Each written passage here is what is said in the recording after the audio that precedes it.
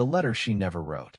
The rain had not stopped since noon, and still Evelina Hartley stood in the marble entrance hall of Ashcombe Hall, her trunk already loaded onto the waiting carriage, her hands folded so tightly together that her knuckles had gone white. The Duke would not look at her. He stood at the window with his back turned, a single sheet of paper crushed in one fist, and when he finally spoke, his voice was colder than the storm outside. "I trusted you," he said. "Take the carriage. Do not write to my sister. Do not write to me." She wanted to ask him what she had done. She wanted to beg him to tell her what lie he had been told. But pride is a strange thing, and hers had risen up to meet his. And so she said nothing at all, only turned and walked out into the rain, leaving behind the only home that had ever felt like more than a roof over her head. To understand how she came to stand in that hall, accused of a betrayal she had never committed, we must go back 3 months, to a quiet spring morning in the village of Fenwick Hollow, where nothing much ever happened, and where Evelina Hartley believed her life would remain small and safe forever. Her father, the parish curate, had died 2 winters past, leaving behind his widow, his daughter, and a modest cottage that grew colder each year as the money grew thinner. Evelina took in needlework and gave pianoforte lessons to the squire's children to keep her mother and her younger brother, Thomas, fed and clothed. But there was little a curate's daughter could earn in a village where everyone already knew how to sew, and almost no one could afford lessons in music. So when a letter arrived from her aunt in the county town, mentioning that the Duke of Ashcombe was seeking a companion and instructress for his young sister, Lady Sophia, Evelina did not hesitate. She had never met a duke in her life and privately suspected she never would, not as an equal in any room. But the position paid enough to see her family through the winter, and that was reason enough to pack her one good gown and board the coach north. She expected a great house full of cold grandeur and colder people. She got the first part right. Ashcombe Hall rose out of the hills like something built by giants who had forgotten to make anything comfortable for smaller people. All towers and long galleries, and echoing stone floors. Evelina arrived travel-worn and nervous, rehearsing polite greetings under her breath, and it was in the stable yard, of all places, that she first met the man who would upend her entire life. He was mud to the knee, sleeves rolled past his elbows, crouched beside a limping horse with such complete attention that he did not hear her approach. Evelina, assuming from his state of undress that he must be a groom, asked if he might point her toward the housekeeper. "Depends," he said, without looking up, "on whether you intend to tell her I've been out here an hour without my coat again. I shan't tell anyone anything, if you simply answer the question." That won her a glance, and something in his eyes made her repeat herself more firmly. He rose, wiped his hand on a rag, and introduced himself, simply, as Alexander Rain. It was not until supper, when she was presented to his grace, the Duke of Ashcombe, and watched the very same mud-streaked stranger stride into the room in a clean coat and an expression of barely restrained laughter, that she understood her error. Her face went scarlet. His did not stop smiling for the rest of the evening. "You ordered a duke to fetch the housekeeper," Lady Sophia whispered later, delighted, when Evelina came to see her to bed. "Alexander says no one has spoken to him like that since our father died. I think he liked it." Evelina did not think a duke could like being ordered about by a curate's daughter with mud on her boots, but she found, in the weeks that followed, that Sophia was not entirely wrong. Alexander was not what she had expected of a duke. He read late into the night in a library that smelled of leather and rain, and he was, Evelina came to learn, uncommonly attentive, not merely to the business of his estate, but to the people upon it. He asked after tenant families by name. He remembered that Sophia hated the taste of barley water, and that the head gardener's daughter was recovering from a fever. He asked Evelina, too, about her father, her mother, her brother, and listened to her answers as though they mattered, which no one of his rank had ever done before. They fell into an easy habit of crossing paths in the library each evening after Sophia had gone to bed, he with his ledgers, she with whatever novel she had borrowed from the shelves, and somewhere between arguing over whether the heroine of some overwrought Gothic tale had any sense at all, and discovering that they had both lost their fathers too young, Evelina stopped thinking of him as the Duke of Ashcombe and started thinking of him, dangerously, as simply Alexander. He, for his part, began finding reasons to be wherever she was. He sat in on Sophia's pianoforte lessons, claiming an interest in his sister's progress, though Sophia informed Evelina with the blunt honesty of a 16-year-old that her brother did not know one note from another and had never cared to learn. He walked the long way to the stables, so his path crossed the garden, where Evelina liked to sit with her sketchbook in the mornings. Without ever quite admitting it, he began arranging his whole day around the chance of seeing her. It should not have surprised her, then, when he found her alone on the terrace one evening in early June, the sky gone violet with the last of the sunset, and told her plainly that he had never met anyone who spoke to him as though he were simply a man, and that he had come, somewhere in the space of 2 months, to depend on it, to depend on her, more than he knew how to say. "I am a curate's daughter," she reminded him, "because someone needed to." "I am aware," he said. "I have been aware every single day, and I find I no longer care." She did not tell him, that night, that she loved him too. But she did not deny it either, and when he took her hand and pressed his lips to her knuckles, she let him, and something in her chest that had been braced for disappointment her whole life finally, quietly, let go. Word of the Duke's growing attachment to his sister's companion did not stay confined to Ashcombe Hall for long. By midsummer, when Alexander hosted his customary garden party for the county families, more than one pair of eyes followed Evelina with open curiosity, and not all of it was kind. Among the guests was Julian Rain, the Duke's cousin, a pleasant-faced man with an easy laugh who had, until recently, stood only one uncertain marriage away from the dukedom himself. Alexander had never married. Alexander, until Evelina, had shown no particular inclination to. Julian had grown comfortable in the long shadow of that fact, comfortable enough to run up debts against an inheritance that was never truly his to count on, and he watched his cousin lead a curate's daughter onto the dance floor with a smile that did not reach his eyes. "She's charming," Julian said to Alexander later, over brandy, in a tone that suggested he found her nothing of the sort. "Though I confess I wonder how a young woman of no fortune came to be so very comfortable in a duke's house." "She is comfortable because I have made her welcome," Alexander said. "I'd have thought you'd understand the impulse, cousin, given how comfortable you've made yourself with my credit these past 2 years."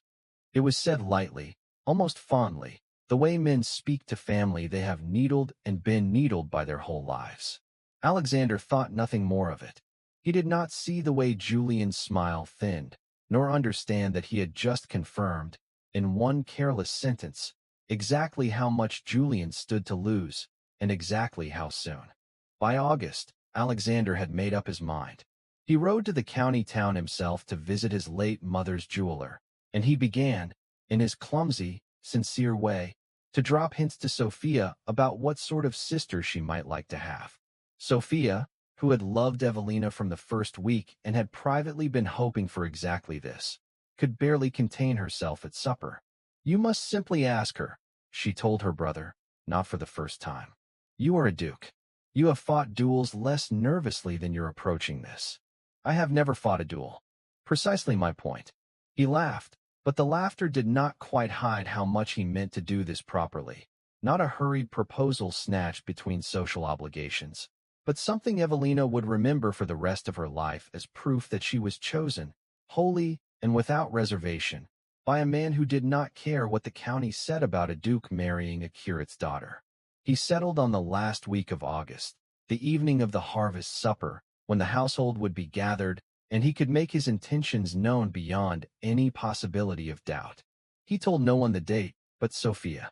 He did not know that Julian, growing desperate as the wedding he dreaded moved from rumor toward certainty, had already begun the work of making sure it would never happen at all. The scheme was, in its way, almost elegant.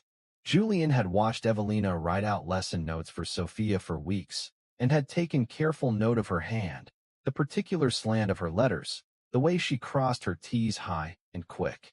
It was not difficult, with patience and a bribed lady's maid to supply a discarded page of her handwriting, to compose a letter that looked, to any eye but an expert's, exactly like her own. The letter was addressed to a Mr. Peter Wren, a name Julian had learned belonged to a young man Evelina had known in Fenwick Hollow, nothing more than a childhood friend, though Julian took considerable liberties in how he framed it.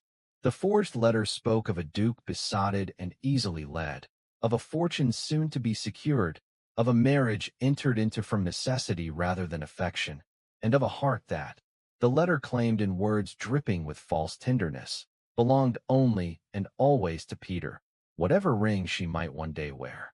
Julian did not deliver it himself. He simply made certain it was found, tucked half beneath a cushion in the library where Alexander was sure to sit that very evening, as though it had slipped from a pocket and been forgotten.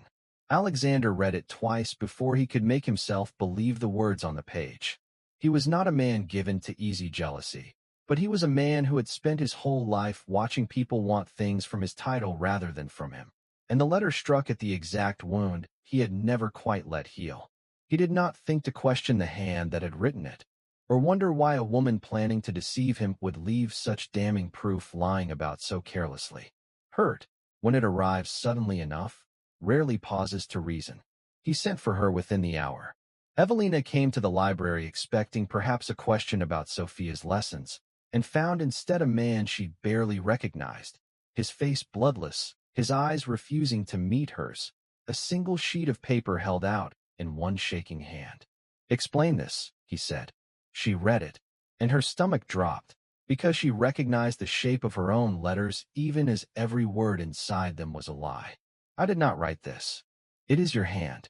It is a good forgery of my hand, but it is not mine, and I have never in my life addressed a single word to Peter Wren that his own mother could not read aloud in church. Alexander, look at me. You know me. I thought I did," he said, and that, more than anything, was what broke her, not the accusation, but the past tense, as though whatever he had felt for her had already, in the space of reading one page, become something finished and gone. She tried, twice more, to make him listen. He would not. Grief and wounded pride had closed over him like ice over a pond, and beneath the ice he was drowning quietly in a hurt too large to reason his way out of. And so he did the only thing his pride would let him do. He told her to leave by morning, and he did not come to see her go.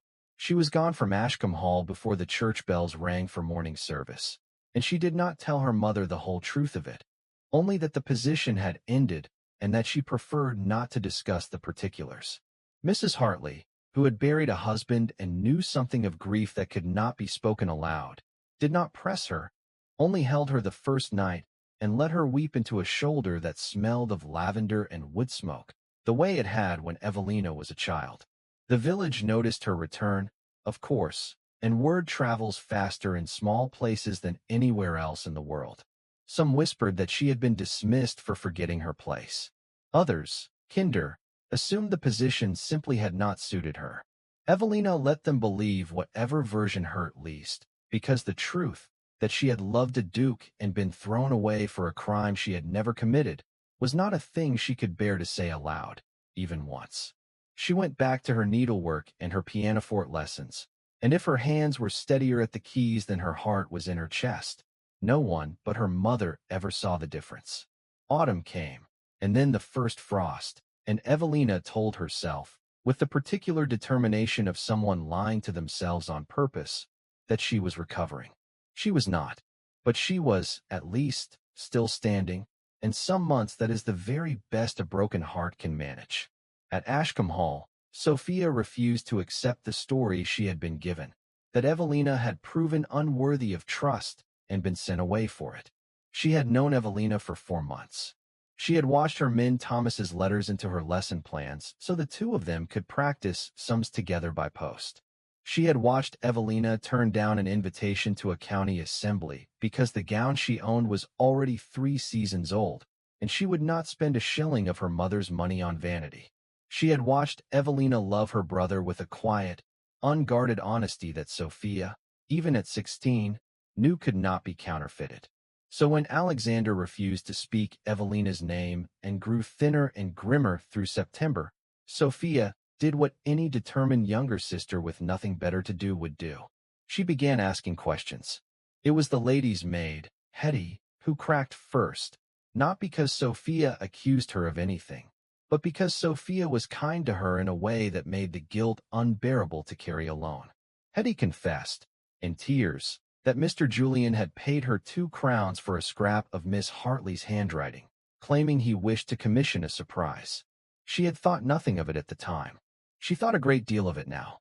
Sophia went to the library herself and found, in a drawer of the writing desk Julian used during his visits, 3 abandoned drafts of the very same letter, each closer to Evelina's hand than the last, each crossed through and rewritten until Julian had gotten the forgery right. He had not even had the sense to burn them. She carried the drafts to her brother's study with her hands shaking, not from fear of Julian, but from fury on Evelina's behalf, and set them on the desk in front of Alexander without a word of preamble. "Read these," she said, "and then tell me again that she deceived you." It took him less than a minute to understand what he was looking at. The same forged phrases in various states of correction, the same false intimacy with Peter Wren rehearsed and refined across 3 separate pages, all of it in Julian's own hand, none of it hidden particularly well, because Julian had never imagined anyone would think to look. Alexander sat very still for a long moment, and when he finally spoke, his voice was quieter and more terrible than Sophia had ever heard it. "Where is he now?" "In the billiard room." "Alexander, stay here." He found his cousin exactly where Sophia had said, a glass of port in hand, entirely at ease, and Alexander set the 3 drafts down on the green felt of the table without a word. He watched the color leave Julian's face by degrees, watched him reach, uselessly, for an explanation that could not possibly exist for 3 handwritten forgeries found in his own desk. "I only meant," Julian began. "You meant to inherit a title that was never going to be yours, and you meant to do it by destroying the one good thing I have ever had in my life," Alexander said. "You will leave Ashcombe Hall tonight. You will not return.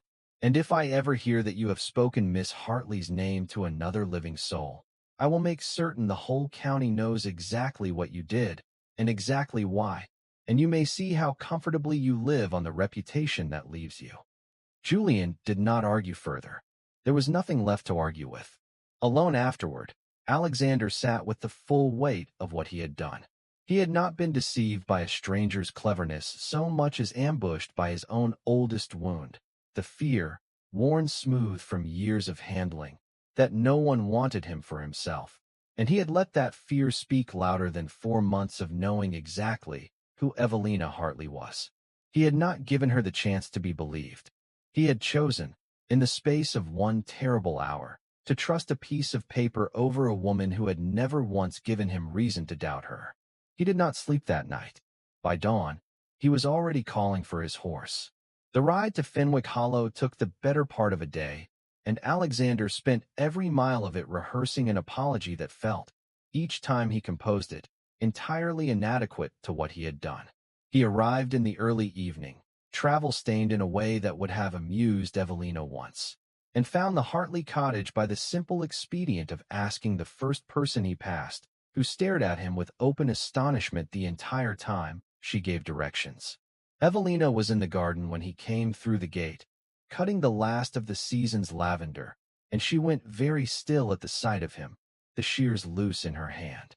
"You should not be here," she said. "I know precisely how little right I have to be here," Alexander said. "And I am here anyway, because I would rather stand in your garden and be told to leave than spend 1 more day pretending I have not wronged you." He held out 3 folded pages, the same drafts Sophia had found. "Julian wrote this. All of it.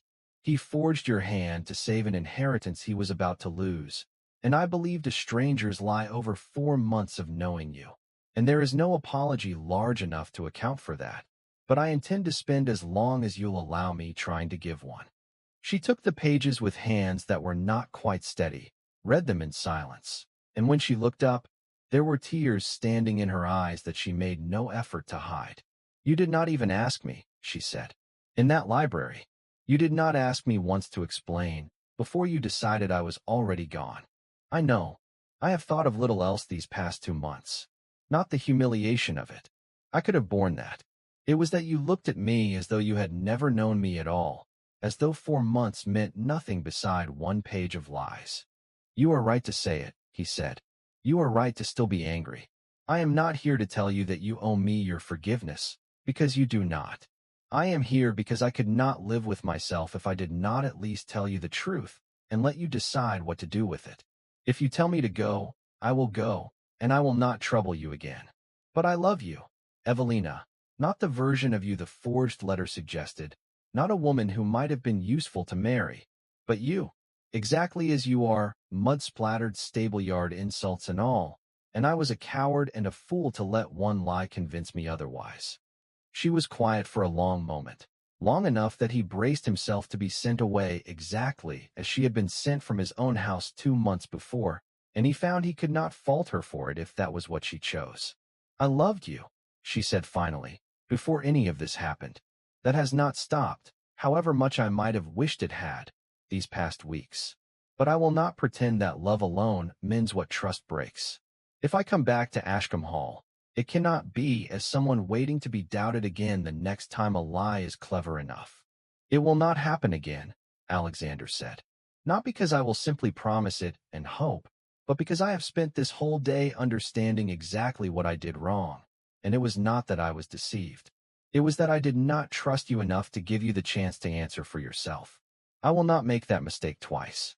You have my word, and I mean to spend the rest of my life earning the right for that word to mean something to you again. It was not, Evelina would tell Sophia much later, a grand or instant forgiveness. It came slowly, over the better part of an hour in that small garden as the light went gold and then gray, through questions asked and answered honestly, through an apology that did not try to excuse itself, through the particular relief of being looked at again, finally, as though she were fully known and fully believed. But it came. Ask me properly, then, she said at last, something almost like her old teasing warmth returning to her voice, since you rode a full day to do it, and I should hate to think you wasted the trip. He did not have the ring with him. It sat still in the jeweler's box back at Ashcombe Hall, exactly where it had waited since August. But he knelt in the lavender all the same, and asked her, and she said yes before he had entirely finished the question. They were married in November, in the same small parish church where her father had once preached, with Sophia standing beside Evelina in a dress the younger girl had chosen herself and declared, with great satisfaction, to be even finer than anything worn at the garden party where Julian had first begun his scheming. Julian himself was not present, nor invited, nor missed. He had gone abroad by then, living, it was said, considerably less comfortably than he once had, on an allowance his cousin was under no obligation to provide, and provided anyway, because Alexander had decided that being right about his cousin's character did not require being cruel about it. Mrs. Hartley and Thomas came to live within easy distance of Ashcombe Hall, close enough for Sunday dinners, near enough that Thomas, now apprenticed to a surveyor through Alexander's quiet arrangement, could visit his sister whenever the work allowed. Hetty, the lady's maid whose small, guilty confession had unraveled the whole scheme, kept her position, and Evelina always insisted, her particular gift for noticing exactly when the truth needed telling. As for the Duke and Duchess of Ashcombe, they were not, by their own frequent admission, a perfectly matched pair in temperament. He was still inclined to disappear into ledgers for hours at a stretch, and she still had no patience whatsoever for being told what a woman of her position ought or ought not do. But they had learned, in the hardest way two people can learn anything, exactly what their love was built to withstand. On quiet evenings, they could still be found in the library where it had all begun, arguing pleasantly over some novel's foolish heroine. And if a stranger had wandered in and mistaken the Duke, sleeves rolled and boots muddy from an afternoon in the stables, for anything other than exactly what he was, Evelina would only have laughed, because she, better than anyone alive, knew precisely how easy and how lucky that particular mistake could be.